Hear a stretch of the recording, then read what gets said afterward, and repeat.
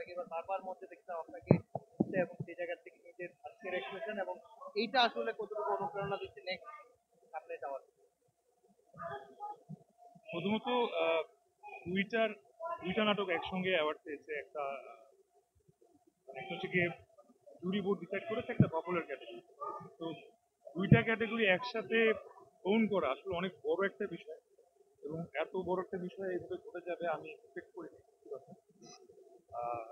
So I'm really happy, really very very happy. Thanks to Almighty Allah, thanks to Dipto, thanks to my whole team of both the dramas. Award পাওয়াটা কি গুরুত্বপূর্ণ মনে করেন নাকি না, দর্শকের ভালোবাসা থেকে মনে করেন? অবশ্যই দর্শকের ভালোবাসা। দর্শকের ভালোবাসা সবার আগে, কারণ আমার ক্যারিয়ার তো প্রায় 10-12 বছরের। এর মধ্যে আমি আসলে ঠিক মতো 10-12টা অ্যাওয়ার্ডও পাইনি। তো আই নো পিপল যাদের বাসায় কয়েকটা শোকেস ভর্তি অ্যাওয়ার্ড, তারা আসলে কতটুকু ভালোবাসা পেয়েছে সেটা আমি জানি না। আমি ভালোবাসার লোক। অনেক অনেক নির্মাতাদের সাথে তো কাজ করা হয়েছে আপনার এই দুজনের অনেক শিল্পী মানে সহশিল্পী অনেকের সাথে কাজ করা হয়েছে। আসলে আপনার নির্মাতা আমি যদি কথা বলি তাহলে নির্মাতা হিসাবে আসলে কাকে পছন্দ? কার সাথে কাজ করে আপনি আপনি নিজেও এনজয় করেন? সব নির্মাতাদের মধ্যে এটা খুবই জটিল একটা প্রশ্ন এই কারণে, কারণ ধরেন আমার বাড়িতে যে ডিরেক্টর পিয়াল, ও আর শিহাব শাহিন ভাই নিশ্চয়ই এক কাতারে পড়বে না। তো যদি ওভাবে বলতে হয় তাহলে অবশ্যই শিহাব শাহিন।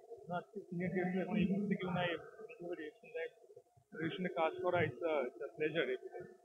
সিঙ্গেলের নাটকের কথা বলি যে আপনার তো নায়ক অভিনেতা অভিনেত্রী যে আসলে প্রেমের যে ধরনের নাটক হয়ে থাকে রাইট, এই ধরনের নাটকের সাথে কোন অভিনেত্রীর সাথে আপনার অভিনয় আপনি স্বাচ্ছন্দ্য বোধ করেন বা আপনার পছন্দ অভিনেত্রী? রুটিনি সরি ছিল এখানে।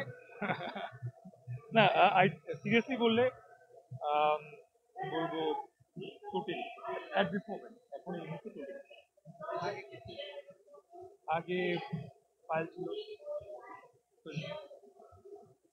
দেখেন, আমি প্রতিদিন যদি একজনের সাথে রোম্যান্স করি অডিয়েন্স ওটা বিলিভ করবে।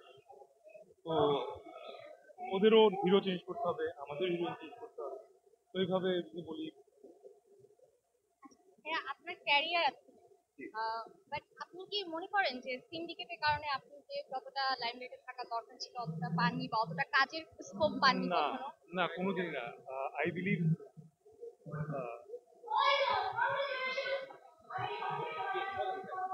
তো আমি কমপ্লিটলি বিলিভ করি যে আজকে আমি যেখানে আছি সম্পূর্ণ আসলে এখানে আমার থাকার কথা। Because এটাই হচ্ছে আমার ডেস্টিনি।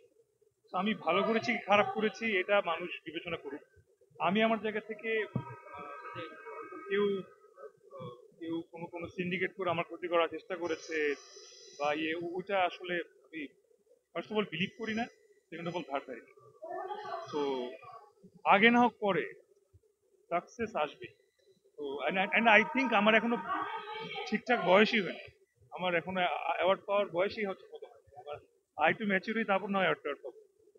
একটা লাস্ট কোশ্চেন একটু জানতে চাই যে ফিল্ম নিয়ে ওটিটিতে দেখছি, ছোট পর্দায় দেখছি, টেলিফিল্মেও দেখেছি বা বিভিন্ন ওয়েব সিরিজ যেগুলো ফিল্ম কবে আসবে মানে এটা সবাই জানতে চায়। যে এটা আমি কেমনে বলবো ভাই? আমি যখন ফিল্ম টাইম আসবে তখন সবার আগে আপনাদেরকেই ডাকবো, আপনাদেরকেই জানাবো। প্রতিবারই একটা প্রশ্ন করেন কিন্তু আমার জন্য উত্তর থাকে। মানে সোফার কোনো ভালো ফিল্ম এখন অফার আসেনি, বা আমি পাচ্ছি না বা করছি না, বা এখন ওই জায়গাটা আসলে নাই। মাত্র নাটকটা ঠিকমতো বোঝার চেষ্টা করছি, করতে করতে এখন হয়তো বুঝতে পারছি একটু। যে কারণে একটু আগে বললাম যে জুরি বোর্ড এবং পপুলার দুটো একসাথে ফোন করতে পেরেছি। তো এই জায়গাটা একটু থাকি কয়েকটা দিন, দেখি না আমাকে কেন বের করে দিচ্ছে। ঠিক আছে, এখন কি আপনার এমন আর্টিস্ট যার সাথে আপনার কাজ করতে পারেন বা এমন একটা নির্মাতা যার সাথে কাজ করতে পারেন?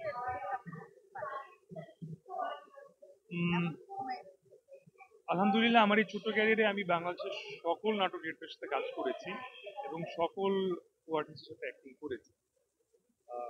যদি ওভাবে বলি তাহলে আসলে শুধু সিনেমায় কাজ করা হয়নি, আমার রায়হান রাফির সাথে কাজ করা। ভাইয়া একটু পার্সোনাল লাইফে আসি যে, আপনার ফ্রেন্ড সার্কেল যেটা Right. সবাই খুব ওয়েল নোন সোশ্যাল মিডিয়া এবং সব, সবার তো বিয়ে হয়ে গেছে, সাফা কবিরের এই বিয়েটা প্রশ্নটা কবে তো মনে হবে? হয় সাফাকে প্রশ্ন করলে। মানে অনেকেই বলে, আপু বলে যে আপনারা তার জন্য ছেলে খুঁজতেছেন না, এই বিষয়ে আপনি কি বলবেন?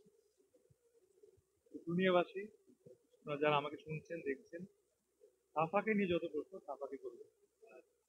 যদি কোনো যোগ্য পাত্র মনে করেন আছেন তাহলে প্লিজ আমার দোস্ত। But আপনাদের ফ্রেন্ড সার্কেলটা এত মানে কিভাবে বন্ডিং মানে রহস্য কি? কারণ এখন তো আর সোশ্যাল মিডিয়াতে কেউ বন্ধু হয় না। রাইট, এইটা যদি বলি তাহলে ডেফিনেটলি অনেক কিছু বলার আছে। আমরা না প্রথম দিন থেকে বন্ধু হয়েছে, মানে মিডিয়ায় আসার আগে যখন আমরা কাজ করতাম, আমরা যখন অডিশন দিতাম, আমরা যখন বিভিন্ন প্রোডাকশন হাউসে গিয়ে গিয়ে অভিনয় করতে চাই আমাদের ইচ্ছা প্রকাশ করতাম, তখন থেকে আসলে আমরা সবাই পরিচিত। আমরা প্রত্যেকের স্ট্রাগলের পাশে ছিলাম, এবং এই কারণে আমি বলবো যে আসলে সাকসেস কে কতটুকু হয়েছে এটা আমরা কখনো মাপি না, বা কেউ এগিয়ে গেলে ওকে অত পাত্তা দিই না, কেউ পিছিয়ে গেলে ওকে আমরা ভেঙে পড়তে দিই না। আমাদের ফ্রেন্ডশিপটা যখন আমরা কেউ কিছুই ছিলাম না তখন থেকে আমাদের, that is the secret of our. 24 সালের আপসেট ডাউন ছিল, 25 সাল নিয়ে আসলে শোবিজ নিয়ে প্রত্যাশাটা একটু জানতে চাইবো। শোবিজে অনেক মানুষের আসলে আমরা যেমন দেখেছি অনেক মানুষ মারা গেছে, চলে গিয়েছেন বা অনেক হারিয়েছে, পাশাপাশি কিন্তু আসলে কাজেরও একটা স্থবিরতা ছিল। 25 সাল নিয়ে কি প্রত্যাশা জানতে চাইবো শোবিজ নিয়ে? আহ, অবশ্যই ভালো কিছু হোক, ভালো ভালো প্রোডাকশন হোক, and সবচেয়ে বড় জিনিস হোক যে 25 সালটা আমার।